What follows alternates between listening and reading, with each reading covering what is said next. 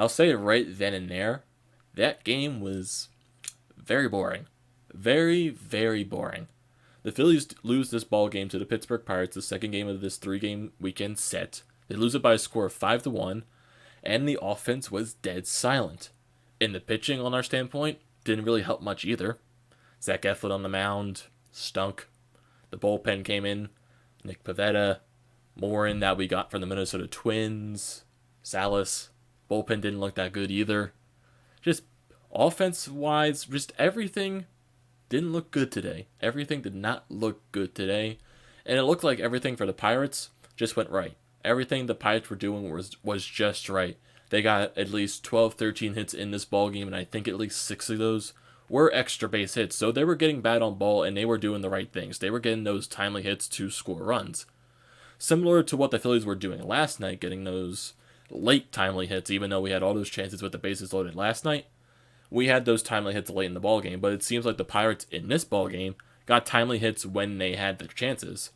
And that's how they scored their runs. But just from a Phillies perspective, just not a good night pitching and not a good night from an offensive perspective. It was just dead. I don't know how else to describe it. It just wasn't good. Just wasn't there. And they paid for it. And Musgrove, for the Pittsburgh Pirates, I'll give it to him. He dealt. He goes 6 innings in this ball game, 2 hits, one run allowed, 2 walks, 8 strikeouts. The dude was locating his off-speed stuff really well. The Phillies couldn't catch up to it. And then once he eventually threw his fastball, because it just felt like this guy was throwing mostly off-speed stuff tonight.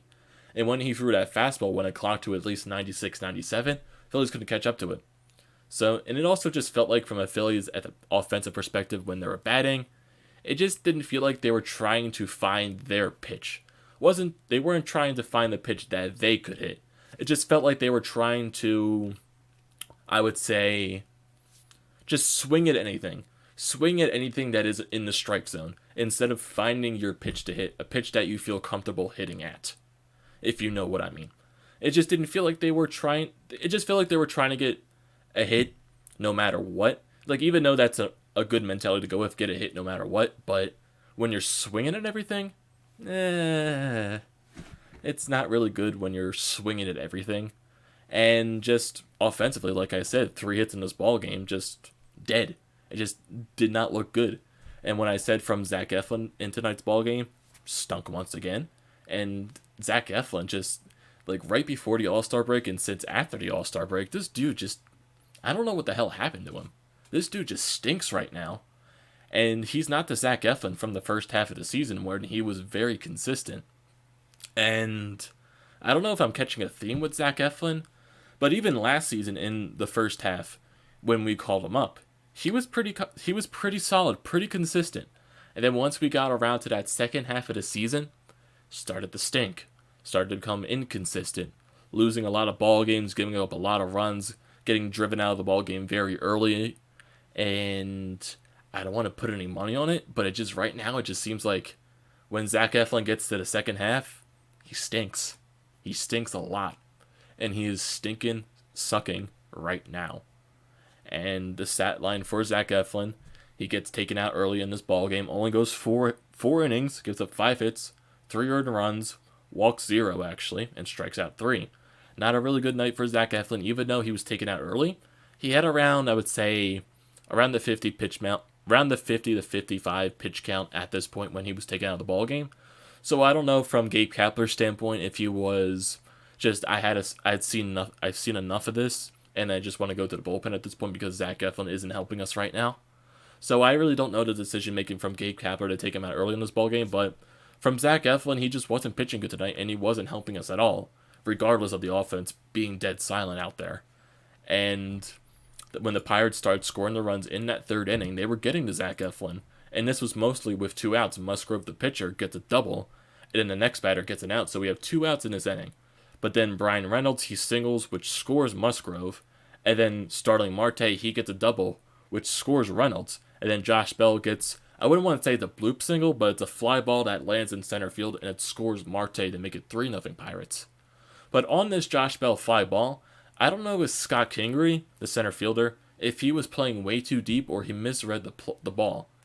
Because He could have honestly caught this ball because he has the speed out in center field to get anywhere he wants to.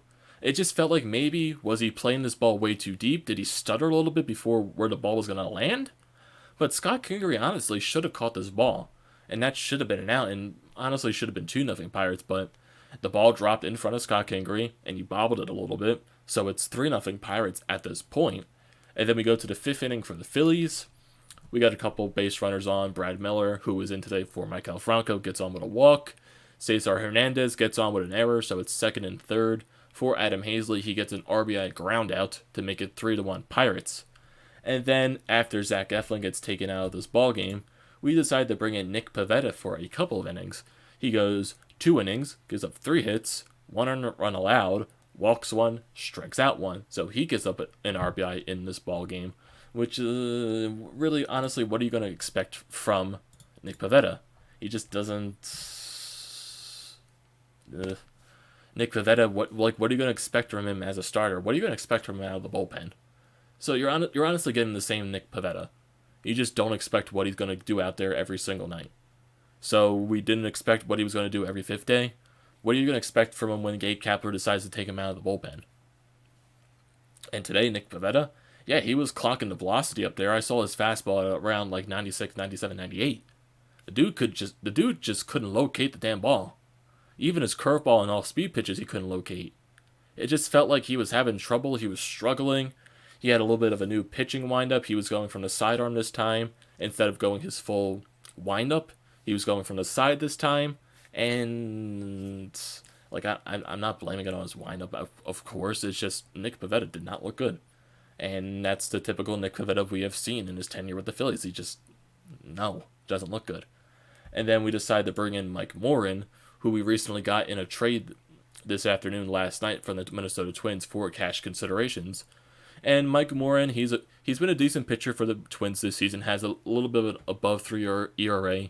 He's a contact pitcher, and he throws a very slow changeup, which is his best pitch, but the Pirates do get to him a little bit.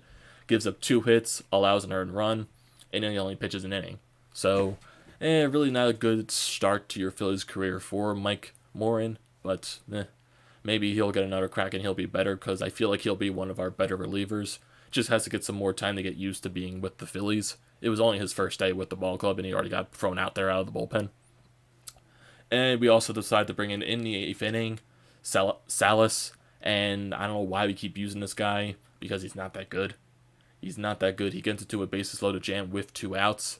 Surprisingly gets out of that jam. Surprisingly. And it's still 5-1 Pirates at this point, and the Pirates do win this ball game. Their bullpen comes in after struggling last night. Their bullpen comes in and shuts down the rest of the door. The Phillies just couldn't hit the Pirates pitching today. And it just felt like the opposite from last night. The Pirates couldn't hit our pitching last night. We couldn't hit the Pirates pitching today. It was just a tale of 2 games at this point. We hit last night, and we can't hit tonight. And the Pirates, basically the opposite. They couldn't hit last night, and they hit tonight. And our pitching just didn't really help at all either. And the stat line for the rest of the lineup for the Phillies: Scott Kingery goes 0 for 3 with a walk and a strikeout. Gene Segura gets 2 of the 3 Phillies hits. He goes 2 for 3. Bryce Harper goes 0 for 4 with a walk and a strikeout as well. Rhys Hoskins goes 0 for 4 with a strikeout. JT Realmuto, a terrible, terrible night at the plate. He strikes out all 4 times he is at the plate. Brad Miller goes 0 for 3 with a walk and a strikeout. Run scored as well. Cesar Hernandez goes 1 for 3. Adam Hazley, he goes 0 for 3 with the RBI on his groundout. That scored Brad Miller. And just like I said, very, very, very quiet offensive night for the Phillies at this point. And just going into tomorrow's game, we have Smiley on the mound, and I have no idea what to expect. And on the other side for the Pirates, they really haven't announced who's going to be the starter for tomorrow, so we probably won't find that out till probably later tonight or tomorrow morning. It's a 1:35 game tomorrow afternoon actually. And yeah, I don't know what to expect from Smiley.